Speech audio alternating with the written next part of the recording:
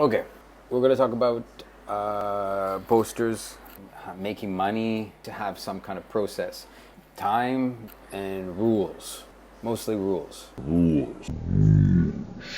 I didn't know there were any rules.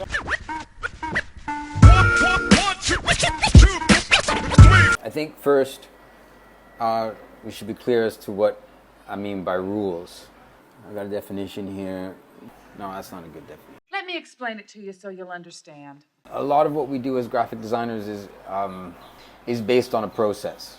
I mean, as designers, or graphic designers particularly, we all have a side of our practice that is the creative side, that is connected to some craft of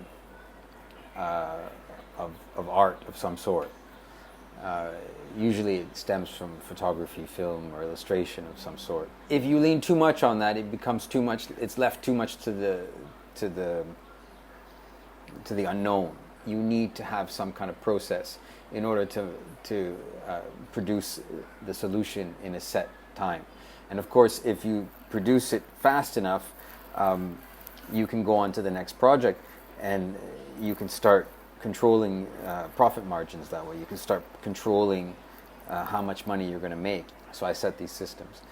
And I realized that the more posters that we've been making, the posters I'm doing for Public Works, the more I do them, the more I figure out a system for Public Works. Not bad. So I've been working on some new poster orders, and the print that I had in the studio, in the workshop, were misprints. And I realized that what I was trying to do was make it look like something. And I think that that's a rule that I've always had in graphics, but I hadn't thought about it in printing. Is that, particularly in graphics, is when you're working in Photoshop or any software that allows you to manipulate imagery. I always tell people, like particularly for logos and textures websites, always avoid trying to make something look like something. In other words, like if you want a wood texture, don't try and create the wood texture, just photograph the wood texture. And by trying to keep it blue, I was just making a bad copy of the cyanotype, the original print that we were using, that we had found in the public domain.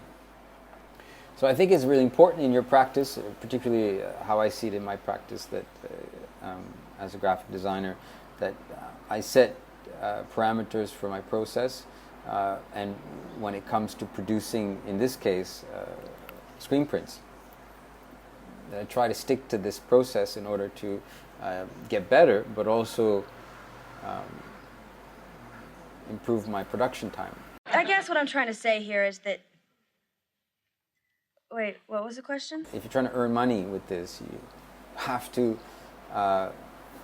spend just as much time, I would say, as you do perfecting your craft, as you do developing your business.